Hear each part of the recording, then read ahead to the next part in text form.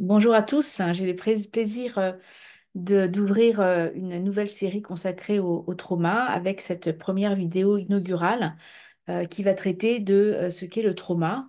Et en préambule, je dirais, je vais vous proposer quelques idées reçues auxquelles je vous inviterai à réfléchir.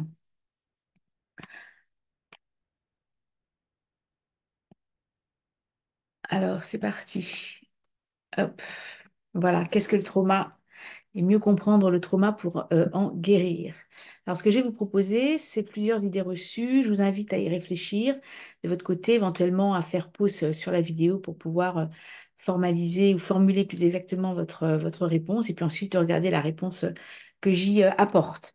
Alors, première idée reçue, c'est il y a des traumas plus ou moins graves.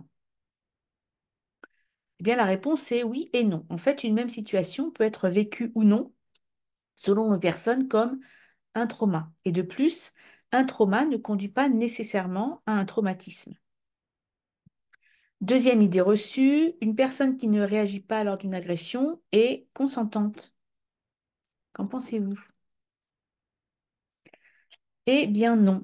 On verra d'ailleurs dans une prochaine vidéo que c'est ce qu'on appelle l'effet de sidération qui va empêcher la victime de parler ou d'agir. Elle est en quelque sorte comme anesthésiée. Troisième idée reçue, une victime qui parle de son agression longtemps après est forcément une menteuse. Eh bien non, et ceci est dû à ce qu'on appelle l'amnésie traumatique, et on y reviendra également. Quatrième idée reçue, il n'est pas possible en fait qu'une personne se souvienne d'un événement traumatique juste après, par exemple, avoir senti une certaine odeur. Eh bien si c'est possible, une odeur peut être comme un déclencheur et ramener en fait, faire revivre en fait, créer une reviviscence traumatique, c'est-à-dire faire revivre en fait l'événement traumatique. Cinquième idée reçue, lorsqu'on subit une agression, il suffit simplement de décider de fuir. Qu'en dites-vous? Eh bien, malheureusement, non, parce que la fuite est parfois impossible. Et dans ce cas, d'ailleurs, le corps réagit tout simplement de façon instinctive et finalement, la volonté n'a pas vraiment sa place ici. Un traumatisme, on l'a à vie. Alors, on pourrait dire qu'en un sens, oui, le traumatisme est une blessure dont on ne peut pas se débarrasser. C'est-à-dire, la blessure sera toujours là. Pour autant, on peut prendre conscience de la partie qui en nous a été blessée et partir de cet endroit pour en faire un chemin de vie. Et enfin, on ne peut pas guérir d'un trauma. Eh bien là, la bonne nouvelle, c'est que la réponse est oui.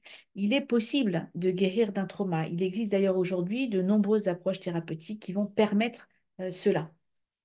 Alors, je vous propose maintenant quelques définitions. Alors, tout d'abord, quelle différence on peut faire entre ce qu'on appelle une expérience de vie choquante et puis une expérience de vie traumatique?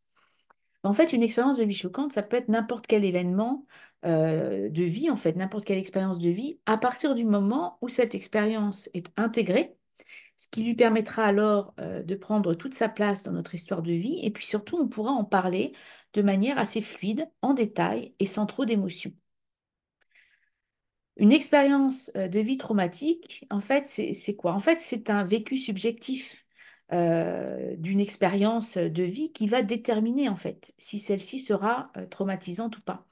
Cela va dépendre de l'état dans lequel on était au moment où on vit cette expérience, où on vit cet événement. Et souvent, d'ailleurs, un événement devient expérience traumatique lorsqu'on n'a justement pas pu agir de manière contrôlée. On n'a pas pu faire ou dire ce que l'on voulait. Et souvent, ça s'accompagne d'un sentiment d'impuissance qui va conduire à la mésestime de soi ou à la honte. Prenons un exemple pour illustrer ça. Vous voyez, cette métaphore. Une expérience de vie choquante, en fait, on pourrait la comparer à une écharde voilà, que l'on a dans le doigt, mais une écharde qui se guérit. A contrario, une expérience traumatique, c'est une écharde, mais c'est une écharde qui s'infecte. En fait, une expérience de vie traumatique, c'est une expérience de vie que l'on n'arrive pas à digérer. Alors, qu'est-ce qu'on appelle trauma? Trauma ou événement traumatisant ou événement de type traumatique. Alors, le mot trauma, en fait, est un mot dérivé du grec qui signifie à la fois effraction et blessure. C'est une blessure de l'esprit, du corps et de l'âme. Le trauma se réfère à un événement violent, externe, qui surgit sans avertissement et auquel le sujet n'est pas préparé. Cet événement brutal va prendre le sujet par surprise et va donc le dérouter. Il va entraîner sur le plan psychique une effraction en fait de la barrière parexcitante, ce qui fait que le psychisme va être comme débordé par une excitation qu'il ne peut ni comprendre ni gérer. Et ça va entraîner une perturbation massive du fonctionnement psychique et des défenses qui ont été établies jusque-là, perturbation qui peut aller dans les cas extrêmes jusqu'à un effondrement. Donc plus simplement, on pourrait dire que le trauma est une blessure physique ou psychique. Trois éléments spécifiques vont caractériser le trauma: l'amnésie, les flashbacks et les déclencheurs. Souvent, les traumas vont s'accrocher chez des personnes qui, lorsqu'elles étaient enfants, n'ont pas bénéficié de ce qu'on appelle une base sécure, d'une relation suffisamment sécurisante dans les toutes premières années de leur vie. Et ce sont ces relations-là qui vont permettre en fait à l'enfant d'apprendre à réguler ses émotions. Voici quelques exemples de vie qui peuvent être potentiellement traumatiques: la maltraitance, les abus sexuels, les attentats, le viol, le divorce, le deuil, les ruptures au sens large. Le traumatisme, ça désigne en fait les conséquences sur le psychisme de ce choc violent externe, euh, événement dont la soudaineté, dont l'intensité, dont la brutalité peuvent non seulement entraîner un choc physique, mais aussi laisser des traces durables sur le psychisme d'un sujet qui s'en trouve alors altéré. Alors, il existe 4 familles d'épisodes potentiellement traumatiques. Il y a ce qu'on appelle les traumas T1. C'est un événement unique, bref et délimité dans le temps. Par exemple, un accident de voiture, un incendie, un tremblement de terre, une agression unique, un hold-up. Les traumas T2, ce sont les événements répétés, présents constamment ou menaçant de se répéter à tout moment, avec une facette interpersonnelle, c'est-à-dire qu'une personne prend le pouvoir sur une autre avec une blessure physique ou psychique. Par exemple, la violence intrafamiliale, les abus sexuels, le terrorisme, les faits de guerre. Le trauma T3, c'est une série d'événements interpersonnels multiples, envahissants et violents, et qui débutent à un âge précoce et qui sont présents durant une longue période. Par exemple, l'emprise relationnelle, la violence intrafamiliale, l'inceste ou l'emprise sectaire. L'intentionnalité malveillante et la précocité sont des facteurs de gravité. Les traumas grand T, donc ces fameux T1, T2, T3, menacent et détruisent la dignité et l'intégrité physique, psychique ou sociale de la personne. Ils ruinent l'estime de soi et le sentiment d'appartenance au groupe d'origine, qu'il soit familial, communautaire ou social. Ils anéantissent ces traumas, la confiance en l'humanité, ils bousculent la prévisibilité du monde et ils abîment le sens de la vie. Le traumatisme sera plus important si l'événement s'est déroulé dans un contexte interpersonnel. Maintenant, il y a ce qu'on appelle les microtraumatismes ou traumas petit t. Ce sont des traumatismes liés à des expériences négatives qui donnent l'impression d'être en danger, de ne pas être aimé, de subir les choses au lieu de les maîtriser ou de ne plus avoir de raison d'espérer. Ce sont les humiliations, les échecs, brimades, le rejet, les critiques, les reproches, les exigences poussées, les disputes, les méchancetés, le harcèlement, les disputes parentales fréquentes et les pertes de tous ordres, entre autres. Ces situations vont avoir un impact sur l'identité, sur la représentation de soi et vont engendrer honte et indignité. Les traumas petit t ne cochent pas toutes les cases du stress post-traumatique, mais par contre, l'expérience de microtraumatismes répétés et multiples peuvent en fait s'apparenter à ce qu'on va appeler un trauma complexe et conduire à un état de stress post-traumatique.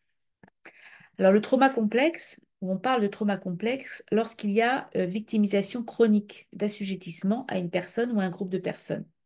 Donc à nouveau, ce peut être les violences familiales constantes, des violences physiques graves et constantes, des agressions sexuelles durant l'enfance, la traite d'êtres humains, les camps de concentration, prisonniers de guerre, etc. On parle aussi de ce qu'on appelle les traumas transgénérationnels. Donc ça, ce sont des blessures en fait émotionnelles qui sont portées par des personnes, par exemple des enfants, des petits-enfants, qui n'ont pas elles-mêmes en fait vécu l'événement traumatique. On approche ça souvent dans ce qu'on appelle l'approche thérapeutique des constellations systémiques. Euh, Dans ce cas, le récit, en fait, est souvent absent ou anecdotique. La dimension implicite est présente à travers le corps, à travers des bribes, des images éparses. Les déclencheurs vont faire réagir la personne comme si elle avait elle-même vécu l'événement euh, traumatisant.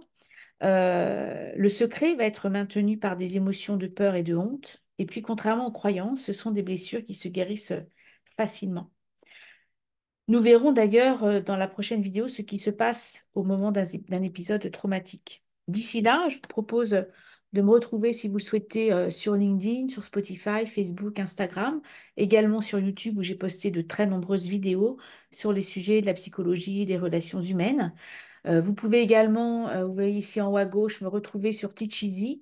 J'y ai construit une formation pour booster l'estime de soi. Et puis, vous pouvez également vous procurer un de mes divers ouvrages, dont le dernier parle des émotions. Si vous avez apprécié cette vidéo, ben, je vous invite à liker, à partager. Et si ce n'est déjà fait, ben, je vous invite également à vous abonner. Je vous remercie beaucoup pour votre attention. J'espère que cette vidéo voilà, vous aura intéressé. Et ben, je vous dis à une prochaine. Et je suis ravie en tout cas que vous ayez pris le temps d'écouter cette vidéo. Au revoir.